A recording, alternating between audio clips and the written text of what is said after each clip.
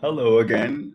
This is Dr. Ahmed Abdelal, and now we are going to continue the phonation section. This is the third and last section of the unit that is part of the anatomy and physiology course for students of communication sciences and disorders.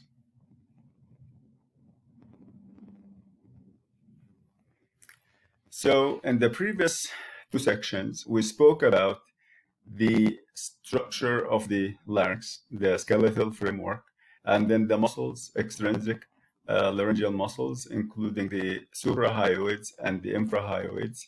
And then we spoke about the intrinsic muscles that enable the adducted and abducted, and also to adjust the vocal folds by elongating them to increase pitch or making them shorter to reduce pitch. So now we are going to speak more about the adjustments. We are going to speak more about the dynamics of vocal fold adduction and abduction. The vocal folds, as you could see, they are V-shaped.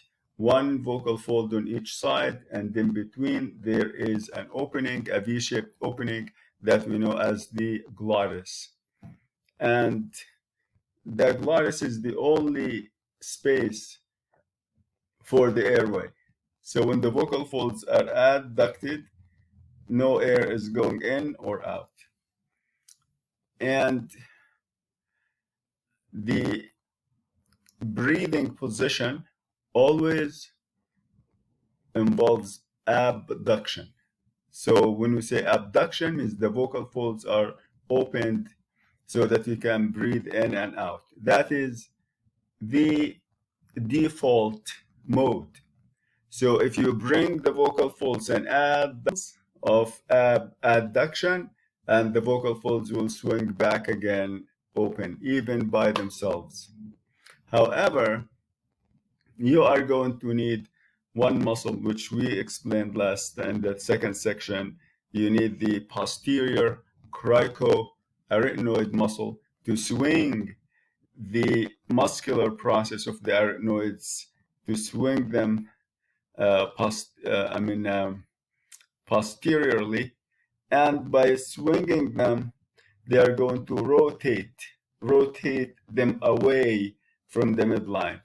And because each has one vocal fold attached to it, when you swing the arytenoid away, the vocal fold attached to it will also be swung away from the midline, and this is what you would get in the end. So because the rest position, the natural rest position of the vocal folds, the default mode, is the open position, the breathing position, obviously you need greater work, muscular work, to act and to bring them together. You swing the arytenoids toward the midline by the power of the lateral cricoarytenoid muscles, left and right, and also the oblique arytenoid and the transverse arytenoid. So, and add to this that the thyromuscularis segment of the vocal fold itself contributes to the adduction process. That muscle is inserted onto the muscular process, the anterior surface of the muscle, and when it contracts, it is going to contribute to rotation of the arytenoid of the muscular process inward towards the midline, and by doing so, it will help with the other three muscles in the process of vocal fold adduction. So when we speak, the vocal folds have to be closed. You adduct them, and the pressure that builds upon beneath in the subglottis, the edges of the vocal folds, we call them the glottal edges. These are particularly the mucous membrane or the mucosa of the vocal fold, and the superficial lamina propria. We know these superficial lamina propria and the epithelial membrane are called the mucosa of the vocal folds. So that's like they're rubbery, gelatinous, stretchy, flexible. So the air streams in between them, while the vocal folds are at the medial edges of the vocal folds, that is called the glottal edges. These edges are blown apart away from the midline. And then as the vocal folds try to go back again to the midline, the air pushes them again. So they constantly, the air pressure interacts with the elasticity of the vocal folds, and they end up having this pattern of opening and closing that is called phonation. Also, we close the vocal folds for sneezing, for coughing. So while our vocal folds have obviously to remain open in the breathing. So now, system sometimes gets a little bit frozen. Okay, so now we are going to speak about the different modes of vocal fold adduction and abduction. There are two different modes, and I want to clarify them. If I can just get this moving. Sorry. So one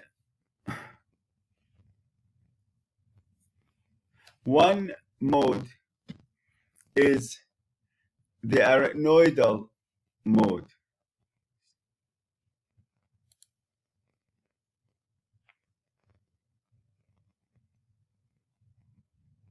Right.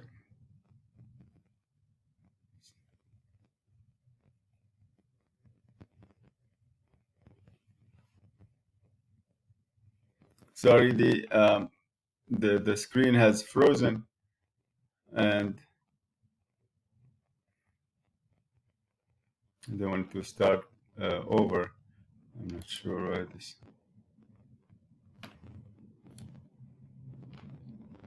All right.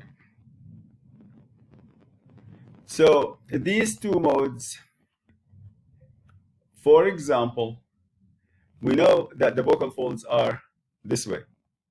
When they are far away from each other, you cannot have any vibration. The only way to have vibration is to bring them close, have them compressed. So when you do that, that is called arachnoidal adduction. Okay, so arachnoidal adduction is performed by acting on the arachnoids by using intrinsic laryngeal muscles that can rotate the arachnoids and pull them together and fixate them and hold them this way. So that is arachnoidal adduction. Again, it involves rotation of the arachnoids toward the midline, and by doing so, they'll bring the vocal folds to the midline and close the glottis. How do you do arachnoidal adduction? We said the lateral cricoarachnoid, the oblique arachnoid, the transverse, all of these work together to pull the vocal folds together, and the thyromuscularis branch of the vocal fold muscle is going to also contract, and it will contribute to adduction of the vocal folds and to fixation of the vocal folds in the closed mode. So now we have achieved arachnoidal adduction. When you do so, you create a new rest area or a new rest state for the vocal folds. It's like having a rubber band and stretching it on both ends like this. When you pull the rubber band, if someone else comes and pulls it from the middle, pulls it away, the rubber band will want to go back to the midline. So the same way, when now you have the vocal folds closed like this, and if someone pulls the middle from the middle edges, something or someone pulls these, the vocal fold will try to go back to the midline, to the rest. So then, in arachnoidal adduction and abduction, the vocal folds close from front to back like a zipper. So you close, the areas that will meet each other here are in the front first, close like scissors from front to back.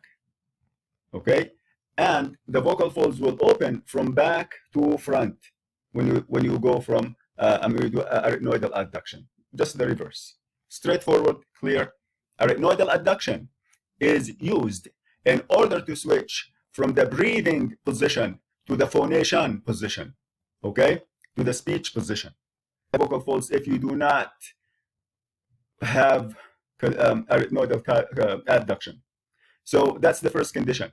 So you act on the arytenoids through the intrinsic arytenoidal muscles, intrinsic laryngeal muscles, and you abduct, you achieve arytenoidal adduction.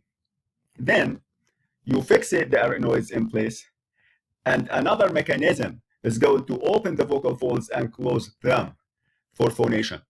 So phonation, adduction, and abduction is a totally different mechanism, has totally different dynamics than arytenoidal adduction. Again, arytenoidal adduction is required and necessary for you to perform phonation, adduction, and abduction. And for phonation, abduction, and adduction, the vocal folds are going to open from below, from the bottom to the top. And the video here at the end on this slide here is going to show you exactly how this process works. So when they open, for phonation, they open from below, from the bottom to the top. So the bottom opens first and continues to open, and then it will open from the top. As soon as they open from the top, then the bottom will start to close again. So they open from the bottom and to the top, and they close also from the bottom to the top. That is while they are vibrating. That is what we are speaking about, the medial edges, the glottal edges of the vocal folds that vibrate to produce phonation. And I will explain the dynamics of phonation after. So here is the adduction, abduction, which is we can call the arytenoidal adduction and abduction. That is, it switches the vocal fold position from the open breathing mode to the speech mode or the closed mode. And the phonation, adduction, and abduction, the vocal folds, the arytenoids are fixated in place in the closed mode. And then while they are fixated like that, you create a new rest position now. The vocal folds are comfortable here now at this center. So anywhere if you try to pull them away from the center, like the edge in the middle, you pull it, they are gonna bounce back to the center, just like a rubber band. So here it is. So the air pressure, the subglottal pressure beneath the vocal folds builds up and becomes stronger, and it overpowers the edges, the medial edges, which are called the glottal edges of the vocal folds, particularly the epithelial membrane and the superficial lamina propria, and it pushes them away from the center, from the midline. And the air is going to stream out. Now, as it streams out, obviously more air will be released. So when there's more air released, subglottic pressure decreases below the vocal folds. And then the elastic force of the vocal folds becomes stronger, and it overpowers the air pressure. The elastic force is the force that enables a structure that is deformed or distorted out of shape to go back to its original position, to regain its original shape. Like when you have a ball, the rubber ball, you squeeze it, you deform it, you let go, and the elasticity will bring it back to its shape. You have a piece of an elastic, you pull it, you let go, the elastic force will bring it back to its original shape. So there's a law called Hooke's law that explains the relationship between displacement and elasticity. It says that the greater an object, the farther an object is displaced from the center, from the rest position, the farther it is displaced, the greater the elastic force that will bring it back to its original place or position. So the farther you pull that elastic rubber band, the more resistance that it will give you, and as tries to force you back to bring the rubber band to the rest position. So, and the elastic force acts in the opposite direction of the movement, of the displacement. The displacement goes away from the midline, but the elastic force goes the reverse. It wants to bring the thing back to the midline, to the center, to the resting area. So these two mechanisms, subglottic pressure and the elastic force of the vocal fold tissue, will work together to generate the phonation, adduction, and abduction cycle. or phonation vibration cycle that consists of one abduction and one adduction, displacing and coming back again. So it is important to know the differences between these two modes of adduction and abduction.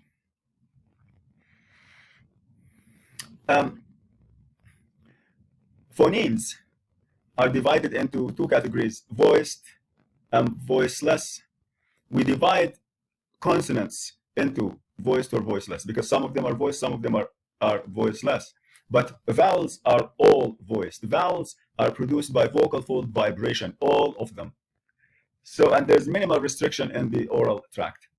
However, for consonants, they are two categories. One category is voiceless and one category is voiced. I need you to know several examples of each. So if you are asked, you need to be able to cite examples of voiced and voiceless. All voiceless sounds are produced by noise that's in the oral cavity or somewhere, but all voiceless sounds do not involve vocal fold vibration. Even the sounds, two sounds are produced in between the vocal folds, in the glottis, and they are called glottal sounds. These sounds do not involve vibration. And one is the h, as in hand, or he, hi. That you bring the vocal folds close enough, but you do not vibrate. You push air through, but they do not vibrate. When you say hi, he, when you say ka, in, you slam the vocal folds against each other, take them away, but you do not vibrate them. So all voiceless sounds like s, sh,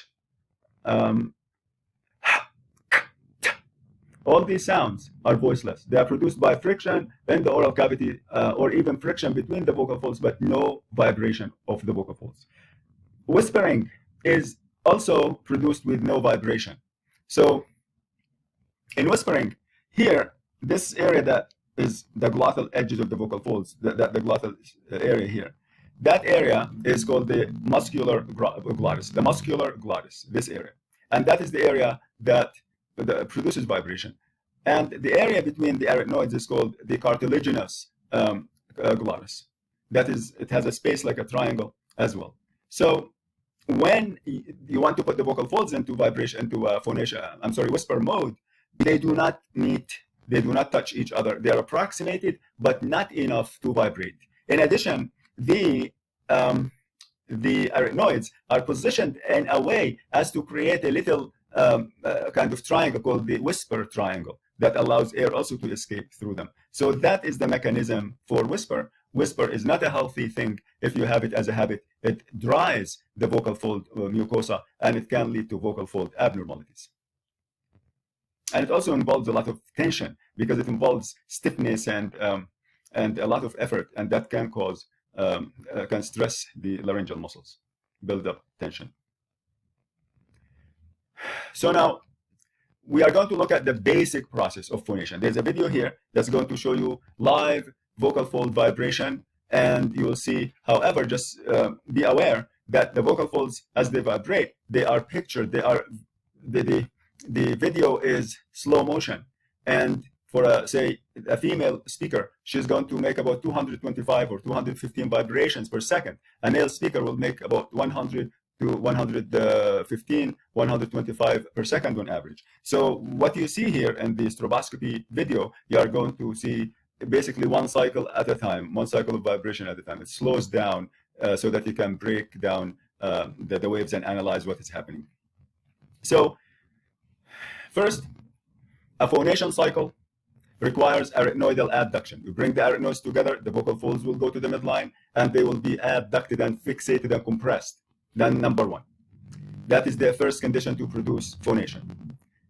And then the other step is fixating them in place. As you can see on the right here, the arytenoids are fixated in place.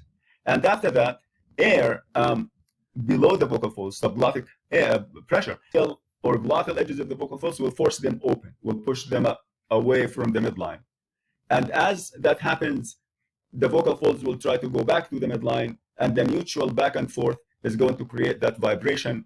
And since we have many vibrations per second, you hear this as voice. The greater the number of vibrations in 1 second, the higher the pitch, and the lower the number of vibrations, the lower the pitch. So again, the phonation cycle is generated as the outcome of the mutual resistance between subglottic pressure and vocal fold elasticity, and it is critical that you understand the process and the steps of how exactly the phonation cycle is generated. And I divide the phonation cycle here into two segments, the closing phase and the opening phase, or the opening phase and the closing phase. Okay, so we'll discuss each one, and you need to understand what happens in each one.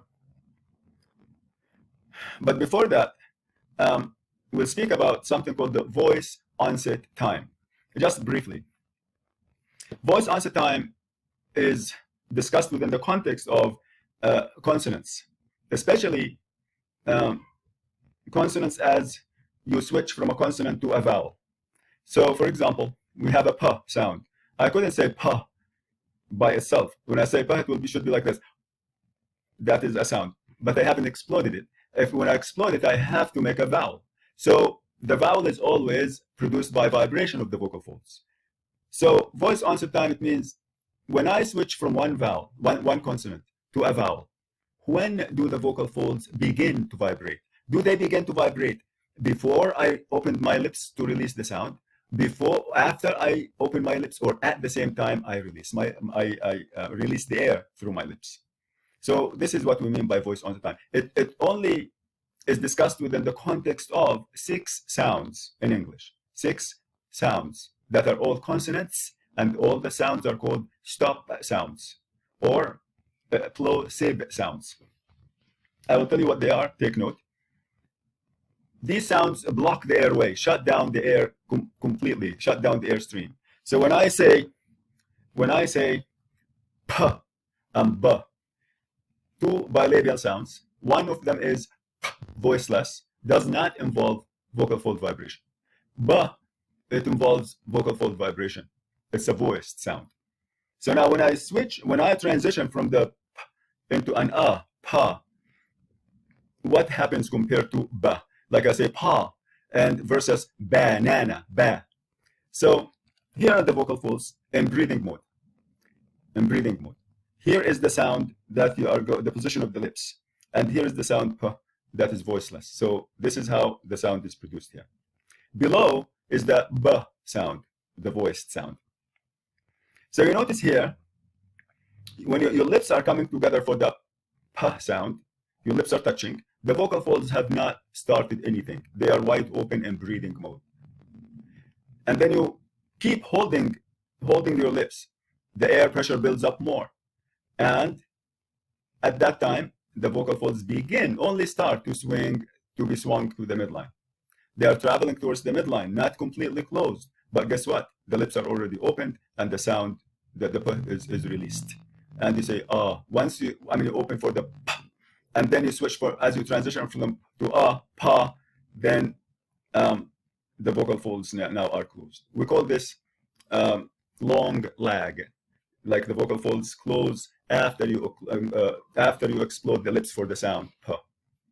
So these are p and b, the plosive or stop sounds.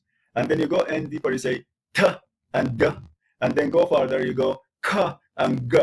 These are 6 sounds. Actually, I'm going to add one more, which will make them 7, and that is the like ka, n, ba, n.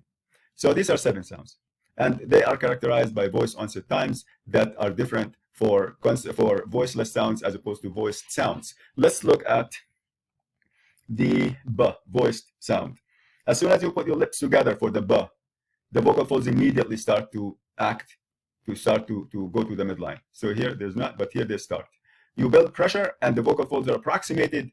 And once you release, you open your lips for the sound, then you start to have vibration. And the reason is because we say even before you go to the vowel, is voiced by itself. So the vocal folds will begin to vibrate as you release the b sound itself, and the vibration will continue as you transition to the vowel. You will study this more, or you should study it more in detail in the speech and hearing science class.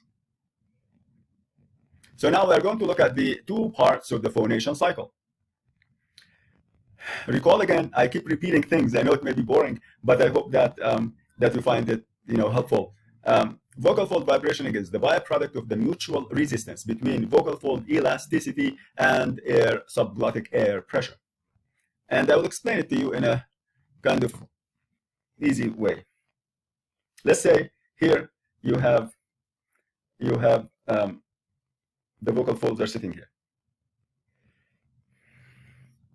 So as the vocal folds are far away from each other, let's do it this way.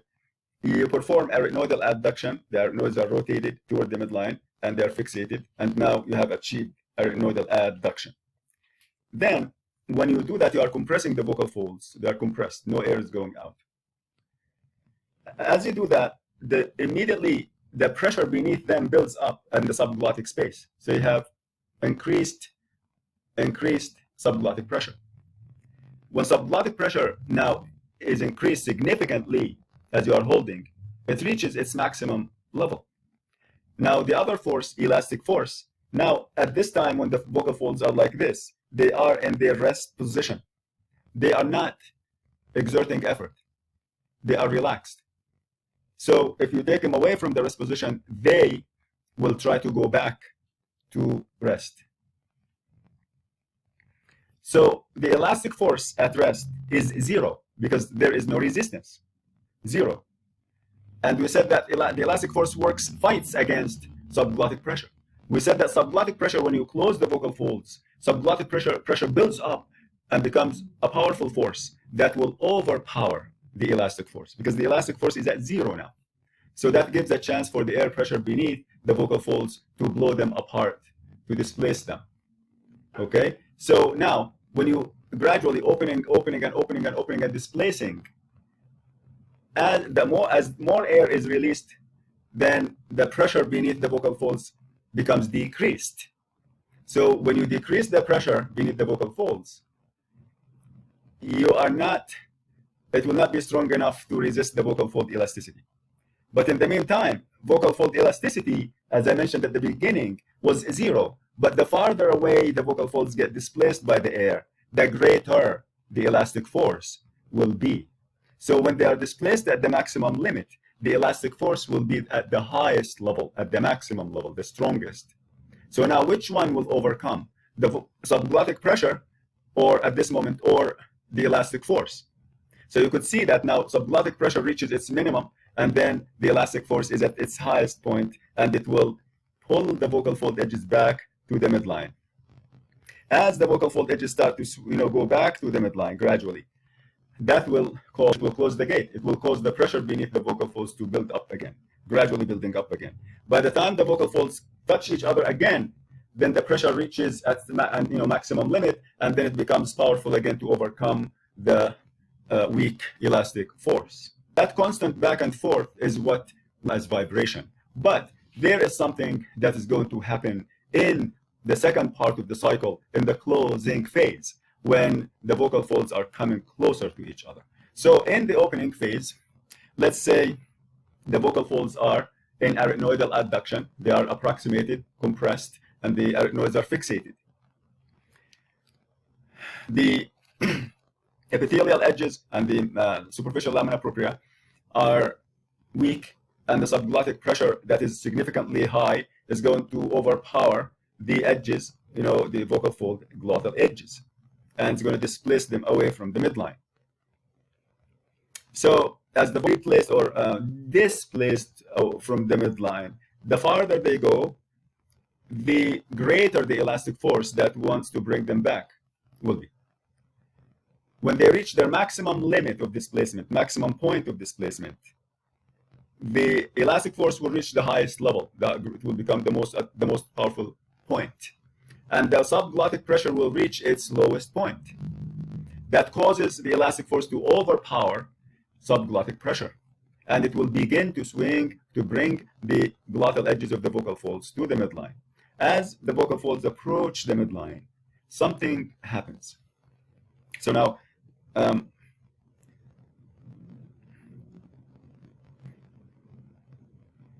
I'm speaking about the closing phase. So something happens. They come close, but not completely closed. At that point, it's as if the subglottic pressure, the force of subglottic pressure, becomes even with the elastic force at that point. and they kind of, they are kind of, now no one is winning, have a tie. But then at that level, a little, like very close, but not close enough to touch and to make vibration. At that moment, the constriction that they make produces the Bernoulli effect. Basically, the Bernoulli effect says that when there is a constriction, that is going, as air velocity, or as velocity increases through a constriction, a point of low air pressure will be created at the constriction, and that is going to create suction. Suction is not part of what the Bernoulli effect says, but as a result of the Bernoulli effect, there is suction. There is negative air pressure, and whenever you say negative air pressure, it means suction. That suction is going to basically pull the two vocal fold edges into each other and slam them shut. Thus, it will help the vocal fold elastic force in achieving adduction during the phonation cycle. So let's go back. Here's the Bernoulli effect says, and you need to understand it. You need to know it word by word. As velocity of airflow through a constriction increases, as the speed of airflow through a constriction increases, air pressure at that constriction will decrease. And we conclude from that that the decreased or negative air pressure is going to create suction. If there is anything loose in the way, that suction will pull it in that direction. For example, you notice sometimes as they do repair, like highway paving or repair on the side, you find like black bags sometimes, or even plants. Look at the plants and see how they are oriented. All these plants usually are go facing towards the road, because as you drive through, you are going to create a constriction. As your car drives fast, you create a constriction between you and the plants. You create a low pressure, air pressure. And as a result, the plants are sucked toward the car. So they're always pulled. You can also demonstrate this experiment by having, say, a sheet of paper, tape it to a wall, and just make sure you have a space to run. And run next to the paper. As you run next to it, it's going to go in the direction toward you, like now. I go like this to displace the air, and the paper goes sucked in that direction. If I go like this, I blow air here to displace it fast to create a negative air pressure here, and that will suck the paper up. And that's a mechanism that enables us to fly planes. What makes the plane stay up is the suction by the fans of the plane, and it will suck the plane up. So again, you need to understand the Bernoulli effect, know it. If you make a mistake in one word, it will mess the whole thing up. So you need to know what it says and how exactly the Bernoulli effect contribute to the production of phonation, to the phonation cycle. One mistake you cannot make, you should not make, is to misunderstand the timing of the Bernoulli effect. The Bernoulli effect only occurs in the second part, in the closing phase of the cycle. So, and the reason is it assists elasticity in overpowering air pressure in or toward the end of the closing phase. So now we have closed the vocal folds. Then the opposite will happen. You have closed the vocal folds. Then once you close them, the subglottic pressure will build up and it will reach max as you hold the vocal folds. When they reach maximum, now the elastic force is at minimum, at zero. That makes the subglottic pressure powerful enough to displace the glottal edges of the vocal folds. As the vocal folds edges are displaced gradually, the air will continue to stream out between them until the vocal folds are displaced to the maximum limit. Then the air pressure will decrease to the weakest point. There wouldn't be enough air to cause more pressure. That will weaken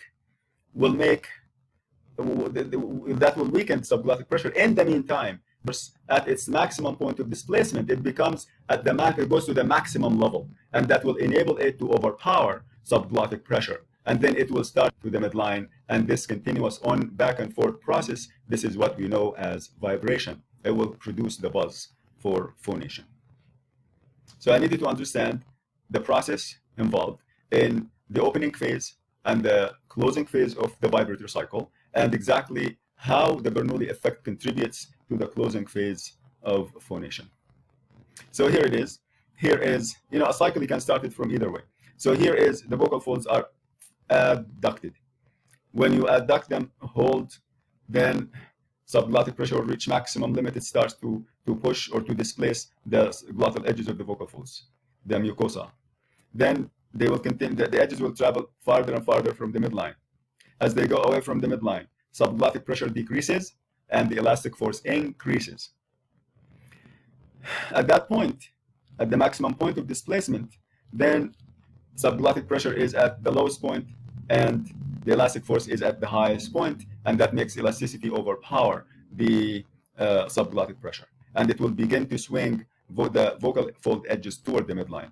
As the vocal folds continue to travel to the midline, the edges, then the elastic force will become weaker and subglottic pressure will become stronger, will build up, it will become, it will be stronger.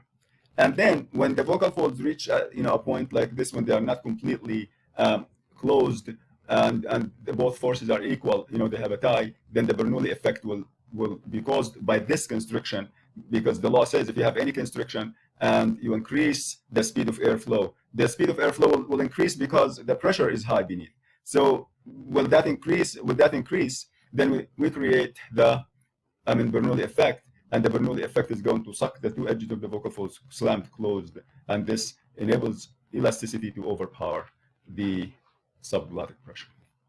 Here's another graph. Again, we can begin, say, by here holding.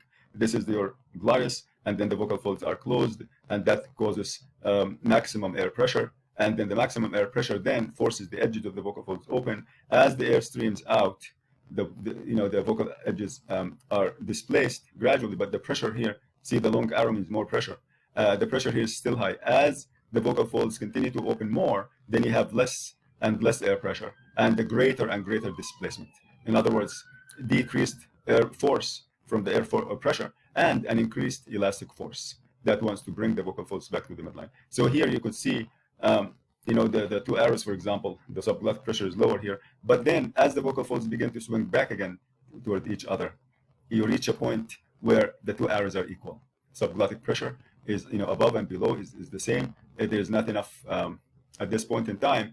Elastic force is equal to the air pressure, and you need something to break the tie. At this moment, the created constriction is going to induce the Bernoulli effect, which is going to pull the edges of the vocal folds closed together and to slamming them shut to create complete the vibration, the closing cycle. The vocal folds, as I mentioned more than once, they slam against each other repeatedly, and as a result, if they are not protected, they could be damaged easily. If you hit the vocal folds, because when you have them vibrate, you hit them, but there are mechanisms to make them absorb the shock from the slamming. That is called compliability, vocal fold compliability or compliance. That basically means that the vocal fold medial edges or glottal edges are rubbery and mucosal, like gelatinous. When you slam them against each other, one is going to be allow itself to be squished, and the other one will go into it, and then it will bounce back. So it has a high level of elasticity. So when you distort it, it just can come back out, into shape.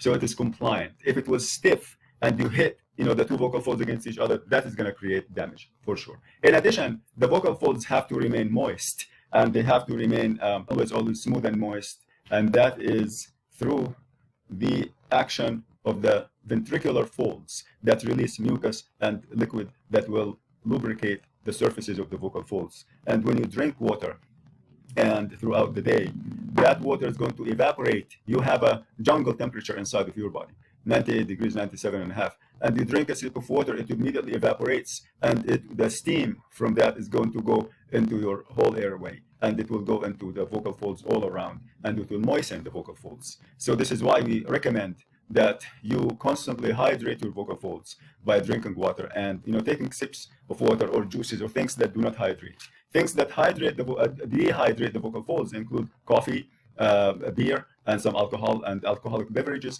They dry the vocal folds from inside and out, and that can cause problems. There are three things that determine the level and the nature of vibration of anything. Number one, may vibrate at a slower rate as compared to things that are light and less massive. So I'm now comparing two things, two vocal folds, like one person's vocal folds to another person's vocal folds. Like saying a male's vocal folds are massive, heavier, more massive than a female's vocal folds. Then length, longer structures vibrate at a slower rate as compared to shorter structures, because the longer structures will take a long way to go back and forth to create they will create big cycles, but they will not vibrate at a fast rate. So again, male vocal folds are longer by nature than female vocal folds. If you compare the male vocal fold to about 1 inch, or then the female vocal fold will be about maybe 0.55 or close to like kind of 60%. So comparing like the diameter of a quarter versus the diameter of a nickel. This is why vocal fold for a male produces almost a half of the number of vibrations that a female vocal fold produces. Tension is the third element that creates or modifies the vibration rate of anything. The greater the tension is, the faster the rate of vibration. And how do you manipulate, how do you change tension and mass? If you change the length of one, the length, that is going to change mass, and it will change tension. So if you have a thick rubber band and pull it, what happens to it as you pull it? It becomes thinner. And when it becomes thinner, it has less mass. So by extending it, elongating it, you change its mass and tension. So I needed to understand how these laws are. When we speak about us, myself, I am comparing my pitch now as I'm speaking to my pitch now as I'm speaking. So how did I go from here to here? So the only way I can do this is to make the same vocal folds, to modify them by playing on these three features. So as I explained before, increase the length of the vocal folds by activating the cricothyroid muscle that's going to pull down and forward. And by doing so, it will extend the vocal folds. It will pull with it the vocal folds. So when they are pulled, they become more tense. They become less massive. They become thinner and more tense. In addition, as the thyroid is pulling them down and forward, the thyrovocalis muscle itself is going to kind of pull itself back. It will stiffen itself, and it will resist them. And by doing so, it will increase the tension and increase the pitch. The average frequency means the number of vibrations per second. Always, voice is measured as the number of vibrations per second. So the average number of vibrations taken per second is the average frequency, or fundamental zero, we call it fundamental frequency. And we kind of know this through our ears as pitch of the sound. The average fundamental frequency is 115 vibrations per second. The average for a female is 215 or 225 vibrations per second. The average vocal fold fundamental frequency is influenced by age. For example, as men grow older, generally we lose muscle bulk. So the vocal folds are muscles. When we reach age 65 or 70, the vocal folds lose part of their muscle bulk. They become thinner. And this is how the male vocal fold becomes higher in pitch, maybe 10 hertz, something like that. The female, after menopause, due to the hormonal changes, the mucosa of the vocal folds is going to build a little bit of adipose or fat tissue on the vocal folds. And that is going to contribute to increasing that makes them heavier. It will make them relatively more massive. And that is going to slow the vibration rate. So menopausal women, or definitely 60 years, their pitch at that time will be relatively lower than their own pitch at 25 or at 30 or at 40, for example. Okay, so that is the change.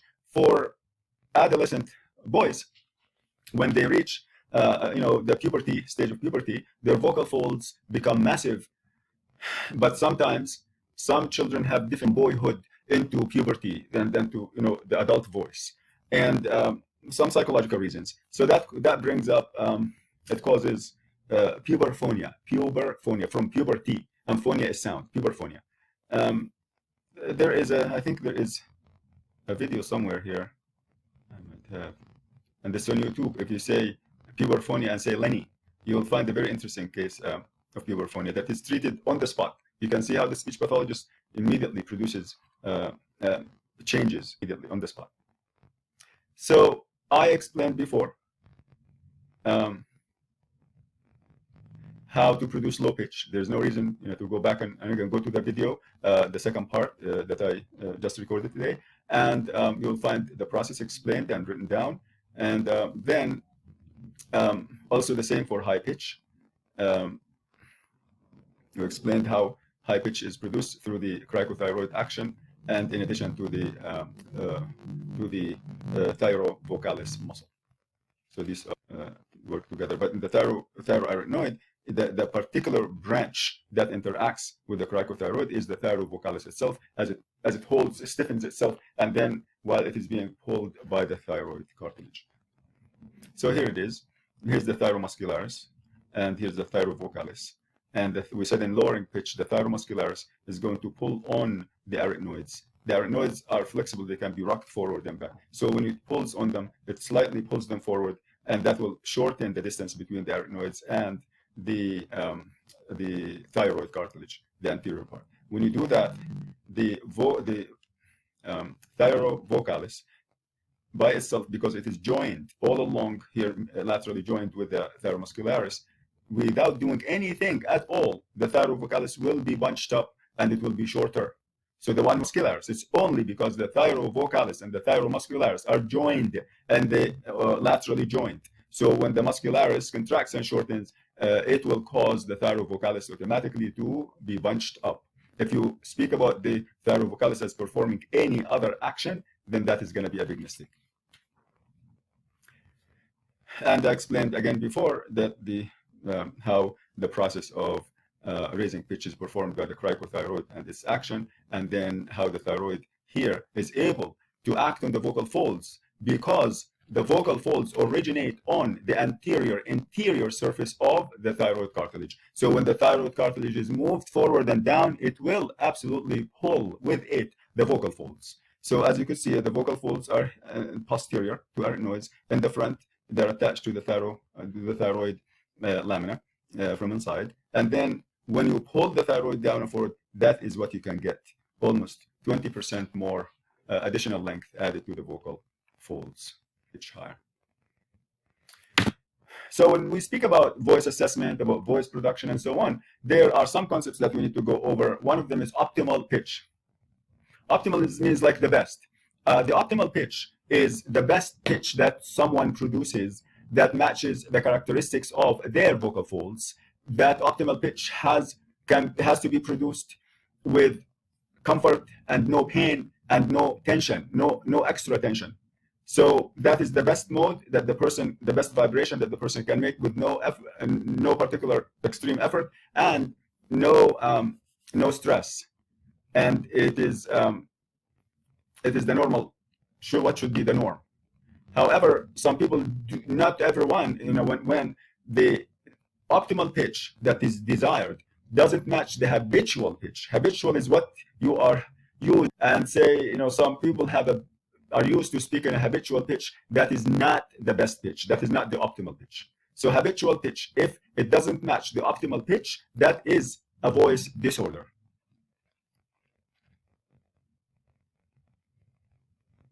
Here's, I think, Lenny's video, and as you see him speaking, you notice that his habitual pitch, what he's used to, is a very high voice, and that doesn't match the characteristics of his vocal folds. You will notice that he is going to complain of pain, neck pain. The pain is coming because all day, every time he speaks, he is pulling the thyroid down and forward, and the thyrovocalis is constricted tight all the time, and there's a lot of tension in his neck. As a result, that is causing him pain. That his habitual pitch is not matched with his desired or his optimal pitch. And what the speech pathologist says when she says to him, she helps him and she says, say boom, boom. He starts to say boom in the real adult voice for the first time, and that is definitely what would be the optimal pitch for him, and he would need to switch and to work on his pitch to make the habitual pitch match the optimal pitch. There's something called the maximum frequency up to the highest pitch that they can produce, and the average for males is 115 to 125. The lowest pitch in some research for men is 90 hertz. 90 hertz means 90 vibrations per second, up to 500 hertz or 500 vibrations per second. This is the average, but of course you have people who exceed the average. Women, the lowest pitch is 150, and they can reach as high as 1000 hertz. The average vibration rate is 200 to 25 vibrations per second, or 200 to 25 hertz. When voice disorders will cause a decreased pitch range. So, for example, someone who has a voice disorder is not going to be able to go to 90. He's not going to be able to raise his pitch much higher. So maybe that person will be able to go to 400 hertz. Maybe he or she will be able to start with 100 hertz. So from 100 hertz to 400. That makes it restricted. A female might have, who would have a restricted pitch range, she could probably have difficulty going to 150. She might start with, say, maybe 175, maybe even 200, but she will not be able to go, say, to 600 or to 700. So the distance between the lowest and highest becomes shorter, and that would become it would be an indication of a voice abnormality. Voice intensity or loudness is primarily determined by subglottic pressure, by the amount of air that you force through the vocal folds at a given moment. And the greater the amount of force is, or the amount of air is, the greater the loudness. So these are two different mechanisms. It requires a lot of muscular force that you exert through the thoracic muscles of respiration and through the also laryngeal muscles. So loudness is perceived by us as the intensity is perceived by us as loudness. So it doesn't have to do with the mass, tension, and length. It has to do with the amount of air pressure, the amount of air that is forced between the vocal folds at a given moment in time. In that case, the thoracic muscles and neck muscles are louder voices. Voice quality. By quality we mean what the sound or what the voice sounds like. And there are different kinds of quality. So, for example, breathiness is characterized by a high volume of air escaping through between the vocal folds. You notice I try to avoid through the vocal folds, because if you say through, it means that the air could pierce through, which is not the case. So we have to say between. Harshness is characterized, harshness or roughness or gravelly voice, it is characterized by irregularity in the vocal fold vibration. And the greater the irregularity, the rougher the voice that will be produced. Something called jitter and shimmer. So when there is a lot of irregularity, it causes jitter perturbation or uneven vibration cycles.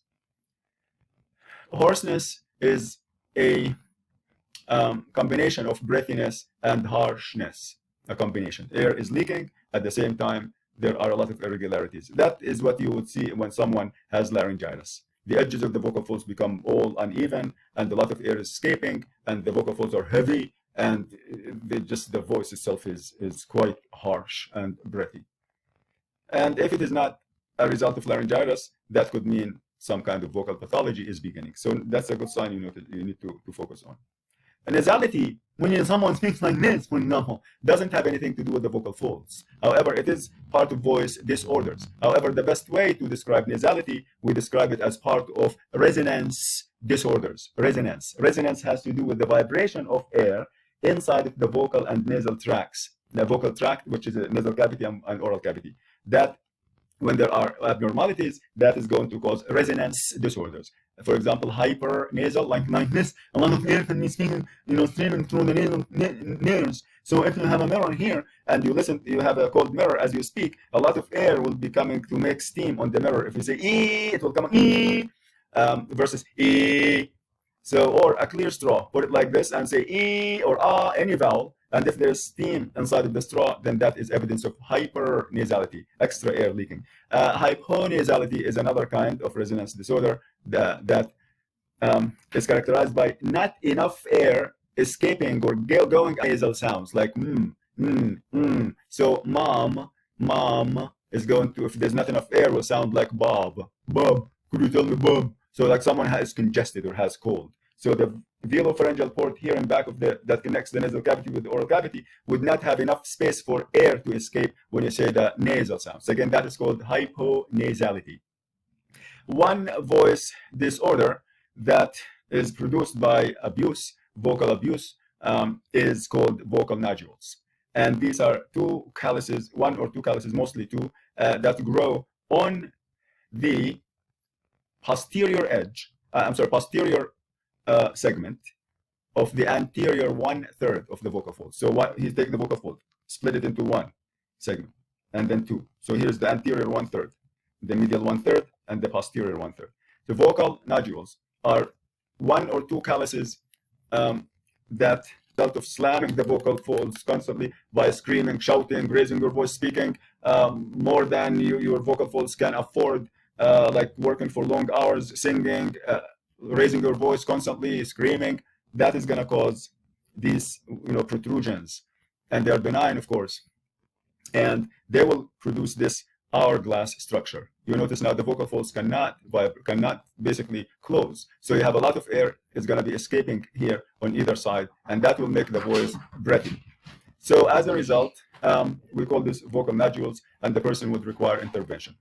The last thing that we'll speak about is intonation, or the melody of speech. And if you speak, for example, in the same mode without raising your voice or lowering your voice, without making your pitch high or low constantly, that will make your speech boring. It will be called monotone or monotonous. And the nervous system will be used to it, so that the person will be falling asleep, and you will not be able to engage your listeners. So people who have vocal pathology, voice paralysis, like dysarthria, for example, or weakness, they will not be able to build enough air pressure to generate a loud voice. So that also, they will not be able to emphasize as they speak, and to switch, from kind of loud to softer as you speak, and to modulate the pitch, or make it lower and higher. And as a result, again, that will have a detrimental effect on the effectiveness of the person as a speaker. And people who have, again, respiratory disease or some kind of voice disorders, they could have problems that affect the prosody of speech, and that will, again, distract from their communication. It will make people unable to focus on their speech. I'm going to end here, and I thank you. And next unit is going to be the articulation and resonance unit. Thank you.